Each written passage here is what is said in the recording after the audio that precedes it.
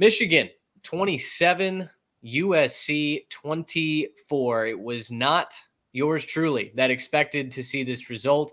Michigan, I guess, found a little bit of an offensive pulse. They certainly reaffirmed their offensive identity, which is ground and pound. They successfully won in the trenches. I think that is without a doubt the headline here. 290 yards on the ground. That is good, guys.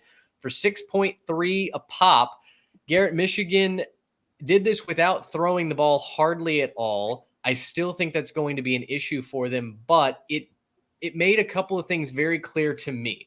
One, Michigan has a one-track mind with how they're going to win football games. Two, USC is not prepared for the smoke of a physical Big Ten conference. And three, honestly, kind of the side effect of this, I think Texas is really good, the way that they absolutely blitzkrieg the Wolverines. Take whichever of those points you want. I'm going to avoid transitive property right now. I think that this early in the season, I'm still just going to avoid taking transitive property into effect. So, yes, I still think Texas is a good team because they beat Michigan. Definitely don't think Michigan was the same team because obviously Alex Orji is some kind of a solution at the quarterback spot. If for nothing else, then he just made the opposing defense respect the fact that the quarterback can do anything, right? He wasn't necessarily massively effective.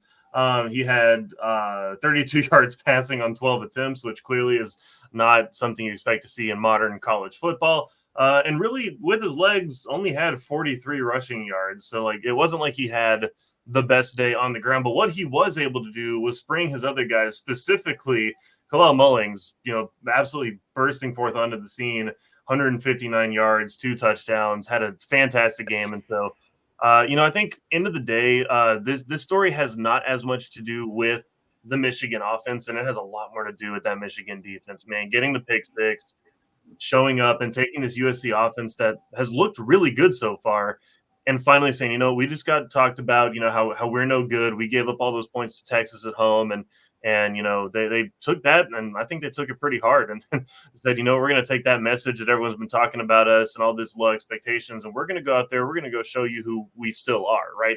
And I think there was a lot of that that was coming out of this game for Michigan. So a lot of pride today for the Wolverines. It was kind of one back.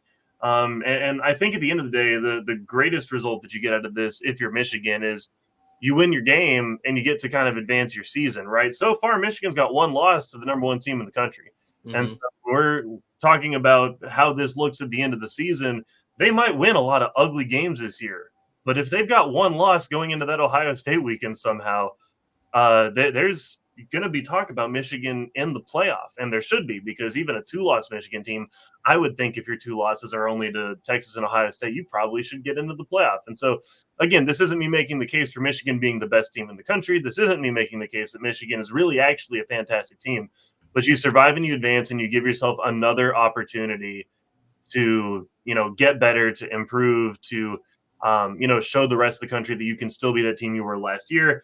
And yeah, you give Orji another year or another week to kind of improve his game and improve, what he's going to be able to build on, going into the rest of his conference slate. Trey, I'm sorry, y'all. I'm laughing. I'm just absolute chaos in Boulder, Colorado right now. They definitely have not. This is under an official review. Under review. We've got thousands of drunken children on the field. I was trying to keep my thought there towards the end. This is bananas. What's happening? If you're not watching the game, Baylor is trying to tie the game in overtime.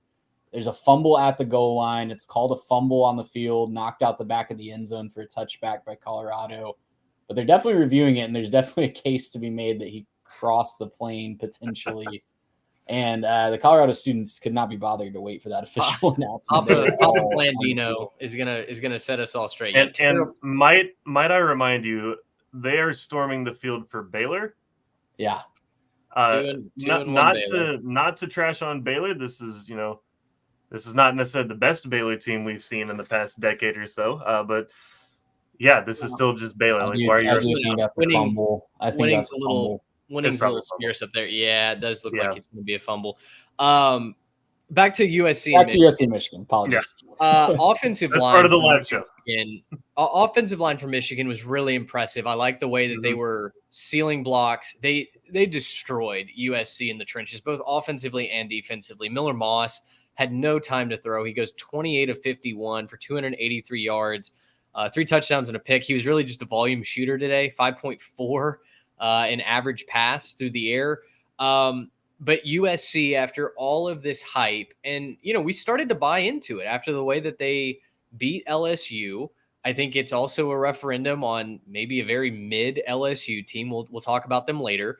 But we started to buy in that suddenly USC could play big boy football in the trenches. And I think today was a massive reality check that, no, they can't. It's certainly not, at least against the biggest and most physical teams. I think they're going to struggle to keep up. We were just a couple weeks ago, even last week, to be honest, we were criticizing Michigan, both their offensive and their defensive line, for their inability to step up. The offensive line had absolutely nothing going for them protecting the passer. The defensive line was really struggling to even get to the passer sometimes.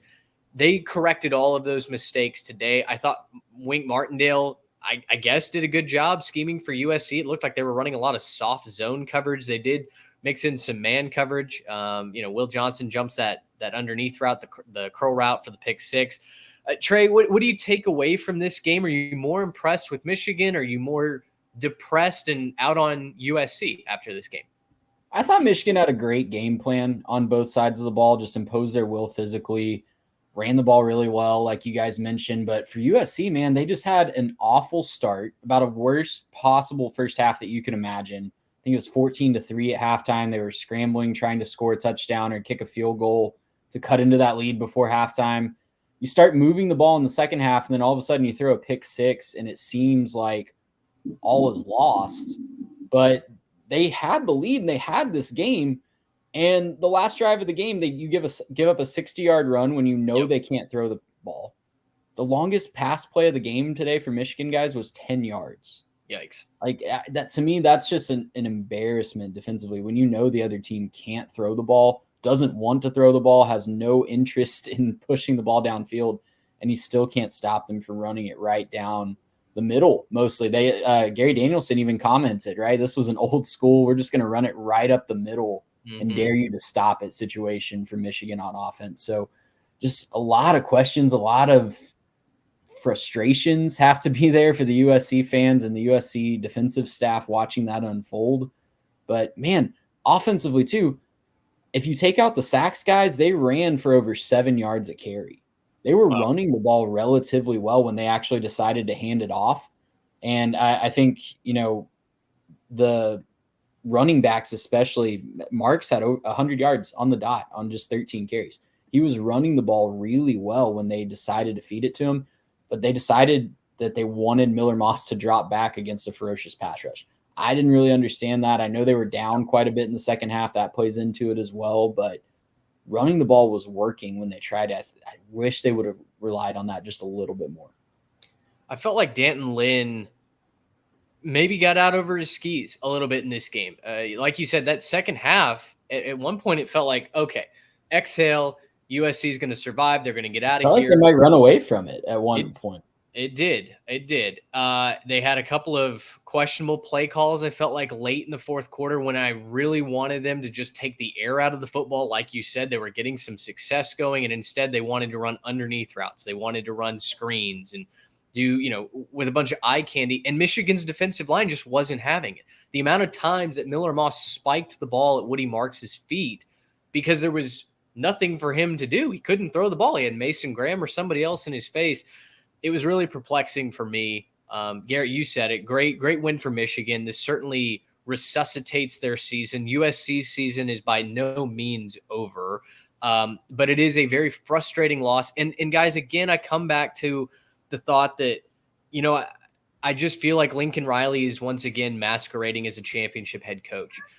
He refuses to make adjustments on the fly, and I really am concerned with USC's ability to adapt with him as head coach, because his style of play is not run the ball down your throat and continue to pick up yards on the ground. He uses the run to set up the pass. And it feels like Lincoln Riley is sometimes playing video games, right?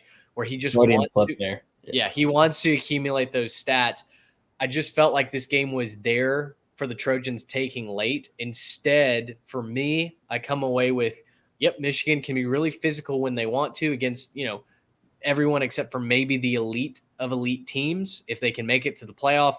And USC is just not quite ready for the spotlight. Michigan will play Minnesota at home next week. Boy, the Gophers just have nothing going offensively. They lost to Iowa earlier tonight, and USC will probably get a bounce-back game against Wisconsin. They're at home before they take on the Gophers on the road. Gracious, how about that?